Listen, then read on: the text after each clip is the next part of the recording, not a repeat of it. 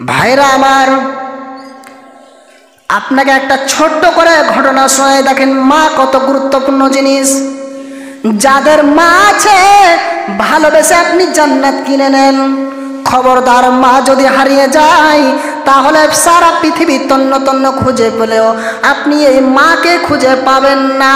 আল্লাহর নবী এই জন্য তিনি বলেছেন, ওরে আমার উম্মত উম্মতিরা তোমরা শুনে রাখো, মা কত গুরুত্বপূর্ণ জিনিস। স্বয়ং আল্লাহর নবী বলছেন, ওরে আমার উম্মত উম্মতিরা, যদি আজকে আমার মা আমেনা বেঁচে থাকতো, বেঁচে আছে কথা আপনাকে আমি বলছি না, যদি আমার মা আমেনা বেঁচে থাকতো রে, আর আমি যদি নফল নামাজে নফল সালাতে দাঁড় হয়ে যেতাম, আর এমন সময় যদি আমার মা ডাক দিয়ে বলতো, বেটা মোহাম্মদ, আমি মোহাম্মদ নফল নামাজ ছেড়ে দিয়ে মায়ের ডাকে সারা দিতাম, লাব্বাইক মা, তোমার মোহাম্মদ রেডি আছে, এরই নাম মা। অতএব নবীজি বলছেন, এ মাকে তোমরা কষ্ট দেবে না, খবরদার তার সাথে দুর্ব্যবহার করবে না, নচেত আল্লাহ জান্নাতে দেবে না, পাবে না। আল্লাহর নবী কেঁদে কেঁদে বলছেন, গো যদি আমি নফল নামাজে দাঁড় হয়ে যেতাম আর আমার মা যদি ডাক দিয়ে বলতো, নফল নামাজকে ছেড়ে দিতাম, মায়ের ডাকে সারা দিতাম। ভাবতে পেরেছেন মা কত গুরুত্বপূর্ণ জিনিস? আর আজ আমরা মাকে নিয়ে হেলাফেলা করি, মাকে উঁচু নিচু কথা বলে আছে। খবরদার, আপনি বক্তব্য শোনার পর মায়ের পা ধরে পড়বেন। মাকে যে বলবেন, মা উঁচু নিচু কথা বলেছি তোমাকে, ক্ষমা করো মা, নইলে আমি জান্নাত পাবো না। আপনাকে ক্ষমা চাইতে হবে আপনার মায়ের কাছে। আর মায়ের কাছে ক্ষমা চাইতে লজ্জা কিসের? যার পেট থেকে আপনি পৃথিবীতে এসেছেন তার কাছে লজ্জা মানে? তার পা ধরে পড়ে যাবেন, কোনো লজ্জা করতে হবে না। জান্নাত দিতে হলে আপনাকে পা ধরতে হবে। জি, কারণ পিতামাতা যদি আপনার উপরে রাজি না থাকে তাহলে জান্নাত পাওয়া মুশকিল। আল্লাহ আপনার উপরে রাজি থাকবে না। আল্লাহ রাব্বুল আলামিনের নবী তিনি বলছেন যে পিতামাতাকে যদি তোমরা রাজি করতে চাও তাহলে স্বয়ং না, যদি আল্লাহকে রাজি করতে চাও তাহলে পিতামাতাকে রাজি করো। আর পিতামাতা যদি তোমার রাজি থাকে তাহলে আল্লাহ রাজি থাকবে, পিতামাতা রাজি না থাকলে আল্লাহ রাজি নাই। তাহলে মেন গেটটা আপনার এখানে পড়ে গেল। আল্লাহকে রাজি করতে হলে কাকে রাজি করতে হবে? পিতামাতাকে। অতএব এবার আপনাকে শুনে দেখেন, আল্লাহ নবী আরেকটি হাদিসের দিকে নিয়ে যে আপনাকে আল্লাহ নবী কত চমৎকার কথা বলছেন দেখেন। আরে পিতামাতা কত গুরুত্বপূর্ণ জিনিস, এটা আপনাকে দেখাচ্ছে।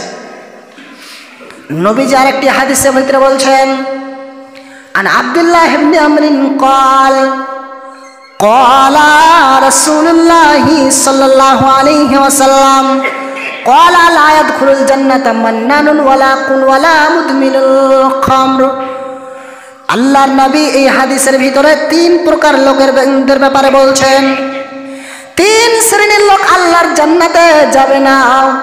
সেই তিন শ্রেণীর লোককে নবীজি বলছেন ওই লোক আল্লাহর জান্নাতে যাবে না। প্রথম নাম্বার যেটা হবে, যে এহসান করে খোটা দানকারী হবে, সে আল্লাহর জান্নাত পাবে না। তার মানে হয়তো আমরা বুঝতে পারলাম না এহসান করে খোটা দানকারী কাকে বলে। ওকেই বলে যাকে আমরা বাংলা ভাষায় চলতি ভাষায় বলে থাকি ওড়না দেওয়া। আপনি কাউকে কিছু জিনিস দিয়ে সহায়তা করছেন, সেটা আপনি বলে বেড়াচ্ছেন, তাকে ওড়না দিচ্ছেন, নবীজি বলছেন এই ব্যক্তি আল্লাহর জান্নাত পাবে না, যাবে না। আর দ্বিতীয় নম্বরে নবীজি বলছেন ওই ব্যক্তিটা আল্লাহর জান্নাত পাবে না যে ব্যক্তিটা পিতামাতার অবাধ্য সন্তান হবে, পিতামাতাকে ভালোবাসবে না, তাদের সাথে দুর্ব্যবহার করবে। নবীজি বলছেন এই ব্যক্তি আল্লাহর জান্নাত পাবে না, যাবে না।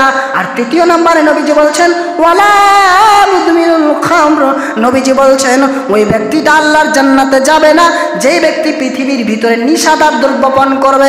আল্লাহর নবী শব্দটা কি ব্যবহার করেছেন? ওয়ালা মুদমিনুল খামর, নিশাদার দ্রব্য যারা পান করবে আল্লাহর জান্নাত পাবে না, দেবে না। এই হাদিসের ভিতরেও পিতামাতার কথা নিয়ে এসেছেন যে পিতামাতার অবাধ্য সন্তান আল্লাহর জান্নাত পাবে না। তাহলে এই হাদিসগুলি থেকে বোঝা যাচ্ছে যে পিতামাতাকে রাজি করতেই হবে, ভালোবাসতেই হবে যে কোনো মূল্যে। অতএব আপনাকে আমি বলছি যে পিতামাতাকে রাজি করুন, পিতামাতাকে রাজি করুন। দুটা আপনি আপনার পকেট থেকে, আপনার ঘাড় থেকে কেটে দিয়ে আপনি আপনার মা বাবাকে খেলান, জান্নাত আপনার জন্য সহজ হয়ে যাবে, সহজ। আপনাকে হজ করতে যেতে হবে না, জিহাদ করতে যেতে হবে না। যে চলেন আপনাকে একটা ঘটনা শোনাই, যে আমরা পিতামাতাকে কেমন ভালোবাসি আর আল্লাহ নবী কিভাবে ভালোবাসতে বলেছেন, কিভাবে ভালোবাসতে বলেছেন। দেখেন, হযরতে উমর যখন তিনি নতুন নেতৃত্ব গদিতে বসলেন, নতুন নতুন খলিফা হলেন, তখনকার ঘটনা। তো একজন ছেলে হজ করতে যাবে, সে হজ, তো হজের জন্য সেই মানে চিন্তা ভাবনা করলো, কিন্তু সেই ছেলেটার আব্বা ছিল না, তার মা ছিল। তো তার মাটাও অচল, ন্যাংড়া খোড়া, চলতে পারে না, হাঁটতে পারে না, এরকম তার মা। এবার সেই ছেলেটা তার মাকে যে বলছেন, মা, ও মা, তুমি কি আমার আওয়াজ শুনতে পাচ্ছ? আমি তোমার ছেলে বলছি, আমি আল্লাহর ঘর হজ করতে যাবো, মা তুমি আমার জন্য দোয়া করো। তার মা বলছেন, বেটা রে, আমারও জীবনে বড় শখ বেটা, আমারও জীবনে বড় শখ, আমিও আল্লাহর ঘর হজ করতে যাবো বেটা, একাই যেও না, আমাকেও সঙ্গে নিয়ে চলো। কি করে যাবে? তার মা তো হাঁটতে পারে না, চোখে দেখতে পায় না, ল্যাংড়া মা কি করে যাবে? এবার সেই ছেলেটা কি করলো, তার মাকে, অন্ধা মাকে, বুড়ি মাকে পিঠে করে বেঁধে নিল, পিঠে করে বেঁধে নিয়ে আল্লাহর ঘর হজে চলে গেল। আল্লাহর ঘর হজের সমস্ত কাম সমাপনী করে বাড়ি ফিরে আসার পর আমিরুল মুমিনিন উমরকে বলছেন, আমিরুল মুমিনিন, আপনি বলে দেন, আমি আমার মাকে ইয়ামান থেকে হজ করতে নিয়ে গেছি, ঘাড়ে করে পিঠে করে বেঁধে নিয়ে আল্লাহর ঘর হজ করতে গিয়েছি। আমিরুল মুমিনিন, আপনি বলে দেন, আমি কি আমার মায়ের রিং শোধ করতে পারলাম? আমিরুল মুমিনিন রেগে গিয়ে বলছেন, তুমি কি বললে? তুমি বলো, তুমি কি বললে বলো, শুনে লাও, শুনে লাও। তোমার মায়ের কথা যেটা তুমি বললে, এই কথা আর কোনোদিন তুমি বলিও না।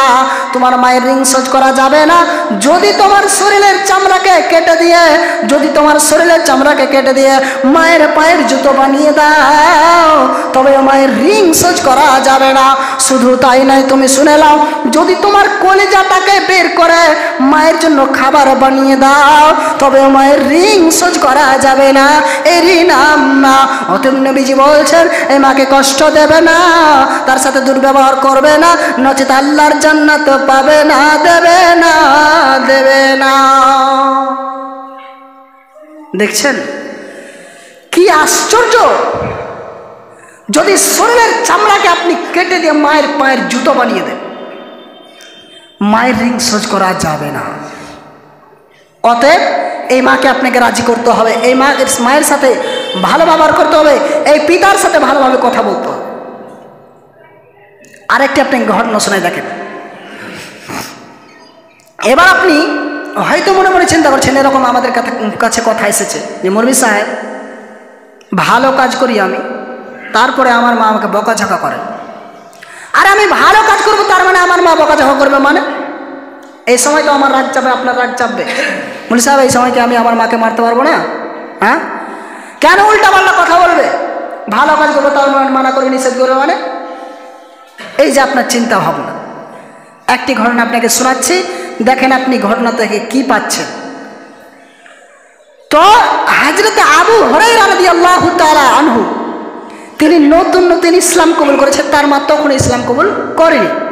এবার আবু হুরায়রা আল্লাহ নবীর কাছে গিয়েছেন, দিনের কথা শিখতে গিয়েছেন। যাওয়ার পর দিনের তালিম নিতে নিতে অনেক রাত হয়ে গেল। রাত হয়ে যাওয়ার পর এবার বাড়ি ফিরে এলো। বাড়ি ফিরে এসে তার মা বলছেন, আবু হুরায়রা বাটা, ও বাটা আবু হুরায়রা, কোথায় গিয়েছিল তুমি?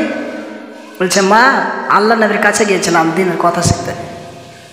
আর যেমনই কথা বলেছেন, তার মা রেগে একাকার হয়ে গেছেন, আর আবু হুরায়রাকে বকাঝকা করতে আরম্ভ করছেন। শুধু তাই নয়, আল্লাহ নবীকে পর্যন্ত বকাঝকা করলেন। আবু হুরায়রা কি করবেন? বাড়ি থেকে বের হয়ে গেলেন, চলে গেলেন, বাড়ি থেকে বের হয়ে গেলেন। বের হওয়ার পর আল্লাহ নবীর কাছে চলে এলেন। এবার আল্লাহ নবী বলছেন, আবু হুরায়রা, ও আবু হুরায়রা, তুমি আমার কাছে এক্ষুনি গেলে, আবার তুমি কেন চলে এলে? আবু হুরায়রা বলছেন, নবী গো, আমি যখন আপনার কাছ থেকে আমি বাড়ি ফিরে গেলাম, আমার মা জিজ্ঞেস করলো, আমি আপনার ব্যাপারে আমি সব বলে দিলাম। আর যেমনই আপনার কথা আমার মা শুনেছে, রেগে একাকার হয়ে গিয়ে আমাকে বকাঝকা করেছে। নবী গো, আপনাকেও ছাড়েনি। আল্লাহর নবী বলছেন, আবু হুরায়রা তুমি বলো, এই জন্য কি তুমি তোমার মায়ের জন্য অভিযোগ করতে এসেছো? তুমি কি তোমার মায়ের জন্য বিচার দিতে এসেছো? আল্লাহর নবীকে কথা বলছে, আল্লাহর নবী বলছেন। তখন আল্লাহর নবীকে আবু হুরায়রা বলছেন, নবী গো, আমি আমার মায়ের জন্য বিচার দিতে আসিনি, অভিযোগ করতে আসিনি। তবে আপনাকে আমি একটা কথা বলছি, নবী গো, আপনি আমার মায়ের জন্য দোয়া করে দেন, যাতে করে আল্লাহ সুবহানাহু ওয়া তাআলা আমার মাকে হেদায়েত দান করে। এ কথা যখন বলে দিল, আল্লাহর নবী বলছেন, আল্লাহর নবী আবু হুরায়রার মায়ের জন্য দোয়া করছেন, আল্লাহুম্মা হাদি উম্মা আবু হুরায়রা, আল্লাহুম্মা হাদি উম্মা আবু হুরায়রা। আল্লাহ, তুমি আবু হুরায়রার মাকে হেদায়েত দান করো। যেমনই দোয়া করা হয়েছে, আবু হুরায়রা সেখান থেকে দৌড়তে আরম্ভ করলো। এত দ্রুত গতিতে দৌড়তে আরম্ভ করলো যে পেছন থেকে একজন সাহাবী তার পিঠের জামাটা টেনে ধরলো। এমন অবস্থা হয়ে গিয়েছে যে তার পিঠের জামাটা ছিঁড়ে যাবে, এত দৌড়তে করতে আরম্ভ করেছিল। এবার তাকে প্রশ্ন করা হচ্ছে, জিজ্ঞেস করা হচ্ছে, আবু হুরায়রা, তুমি দোয়া শোনার পর এত দৌড়তে গতিতে দৌড়তে আরম্ভ করলে কেন? এমন কথা তিনি বলছেন, আপনি অবাক হয়ে যাবেন। আবু হুরায়রা বলছেন, আমি এই জন্য দৌড়তে আরম্ভ করলাম, আজকে আমি পরীক্ষা করে দেখব যে আমি আবু হুরায়রা আগে বাড়ি পৌঁছাই নাকি আল্লাহর নবীর দোয়া আগে বাড়ি পৌঁছে যায়। এ কথা বলে আবার দৌড়তে আরম্ভ করছে। দৌড়তে গিয়ে গিয়ে গিয়ে এবার তার মা দরজা খুলে বলছেন, বেটা রে, আমি যে তোমাকে কেন বকাঝকা করলাম আমি নিজেই বুঝতে পারছি না। বেটা, তুমি আমাকে নিয়ে চলো, তুমি আমাকে নিয়ে চলো, নবীর কাছে নিয়ে চলো, আমিও কালেমা পড়ব, ইসলাম কবুল করব। আবু হুরায়রা চিৎকার করে বলছেন, আল্লাহ, আবু হুরায়রা হেরে গেছে, তোমার নবীর দোয়া জিতে গিয়েছে। বলেন, এবার আপনি বলেন, আপনার মা বাবা যদি আপনাকে বকাঝকা করে একটু ভালো কাজে, বকাঝকা করবে না এই সময়, তারপরে যদি বকাঝকা ধরলেন, কথার মানে বকাঝকা করে দিলেন, তো আপনি তো বলছিলেন যে মারব না আমি। আবু হুরায়রাকে তো ভালো কাজে বাধা দিচ্ছিল গো, আল্লাহ নবীর কাছে খারাপ লোকের কাছে গেছে। একজন বিশ্বনবী, সারা পৃথিবীর 1 নম্বর লিডার, তার কাছে গিয়েছিল, বকাঝকা করেছিল, মারতে পারতাম না। আবু হুরায়রার মাকে আমরা তখন চড়িয়ে লাল করে দিতে হতো, কিন্তু কেন? পারমিশন নাই, পিতা মাতাকে শব্দটি বলা যাবে না। এই জন্য আবু হুরায়রা কিছু বলতেন। আপনার কথা যদি সহ্য না হয়, বাড়ি থেকে বের হয়ে যান, চলে যান, রাগ আপনার মিটে যাবে। আবার আপনার মায়ের রাগ মিটে আপনার মা আবার দেখবেন আপনাকে ডেকে পাঠাবে, মা তো মাই হয়।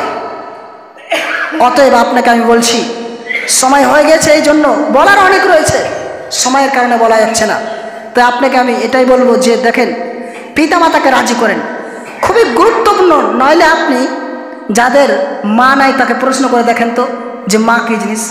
আমার মতো হতভাগা ছেলেটাকে জিজ্ঞেস করে দেখেন তো আব্বা কি জিনিস, পেয়ে যাবেন। অতএব মা বাবাকে ভালোবাসেন, মা বাবা চলে গেলে সারা পৃথিবী খুঁজে আপনি এই সম্পদ আর পাবেন না। অতএব আপনাকে আবারও বলছি, ছোট্ট করে একটি হাদিস বলে দিচ্ছি, তারপরে শেষ করে দিচ্ছি। দেখেন মা বাবা কত গুরুত্বপূর্ণ জিনিস। আবু বকরের মেয়ে আসমা রাদিয়াল্লাহু তাআলা আনহা, তার বাড়িতে তার মুশরিক মা বেড়াতে এসেছে। এবার আল্লাহ নবীকে প্রশ্ন করছে, আল্লাহ নবী, আমার মুশরিক মা ইসলামের ব্যাপারে অনুগ্রহী, আমি তার সাথে কি ব্যবহার করব? আল্লাহ নবী বলছেন, আসমা, ও আসমা, তুমি তোমার মায়ের সাথে সৎ ব্যবহার করো। এই হাদিস থেকে এটাই প্রমাণ হয়ে যাচ্ছে যে পিতামাতা যদি মুসলিম হয়, পিতামাতা যদি মুসলিম হয়, তারপরে পিতামাতার সাথে সৎভাবে ব্যবহার করতেই হবে। যাক, আর বিষয়কে আগে বাড়াচ্ছি না, বলার অনেক করেছে। শেষের দোয়া করি আল্লাহ যাতে করে আমাদেরকে পিতামাতাকে যেভাবে আল্লাহ ভালোবাসতে বলেছেন এবং কি আল্লাহ নবী যেভাবে ভালোবাসতে বলেছেন সেই মতো যাতে করে আমরা ভালোবাসতে পারি, আল্লাহ এই তুমি তৌফিক দান করিও। অবশ্যই অবশ্যই আপনারা আজ থেকে পরিবর্তন হয়ে যান, মা বাবাকে ভালোবাসেন। এই মানে জুমার খুতবা শোনার পর আপনার মাকে আপনি একটু আড়ালে দিয়ে বলেন যে মা তুমি আমাকে ক্ষমা করো, আব্বা তুমি আমাকে ক্ষমা করে দাও, নইলে আল্লাহ আমাকে ক্ষমা করবে না। অবশ্যই একটু ক্ষমা চাওয়ার চেষ্টা করবেন।